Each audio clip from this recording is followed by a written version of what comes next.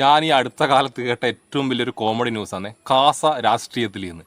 അപ്പോൾ ഇത്രയും കാലം കാസ എവിടെയായിരുന്നു? ഈ കാസേനെ കുറിച്ച് നിങ്ങൾക്ക് എല്ലാം അറിയാമായിരിക്കുമല്ലോ. ആ ന്യൂസ് ഒന്ന് കേട്ട് നോക്കെ.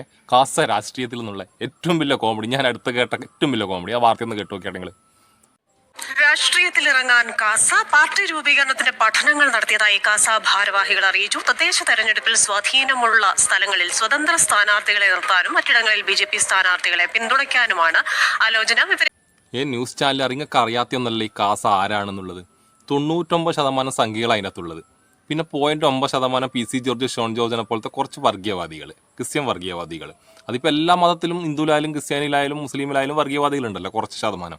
അതാണ് ഇതിൻ്റെ അകത്ത് 99.99% ക്രിസ്ത്യാനികളും ഈ കാസേന എന്നിട്ട് കണ്ടു കഴിഞ്ഞാൽ കല്ലെടുത്തെറിയും, ആട്ടി ഒട്ടിക്കലാണ്. ഈ ബാക്കി 0.1 എന്നെങ്ങാനും പറയാം.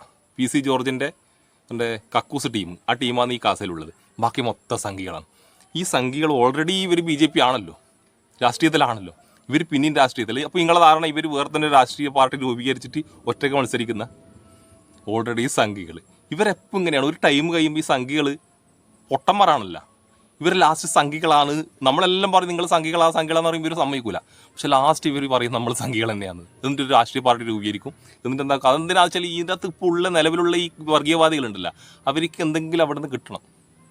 ഇപ്പം പോയി കഴിഞ്ഞാൽ BJP സുരേന്ദ്രൻ ലോകപ്പെട്ട സുരേന്ദ്രൻ ഇവർക്ക് എന്തെങ്കിലും ഒരു സാധനം കൊടുക്കും. അതിന് വേണ്ടിയിട്ടുള്ള ഒരു ഉഡായ്പ പരിപാടിയാണ് കാസയുടേത്. കാസയിലെ കൂസന്മാർ കേട്ടാ.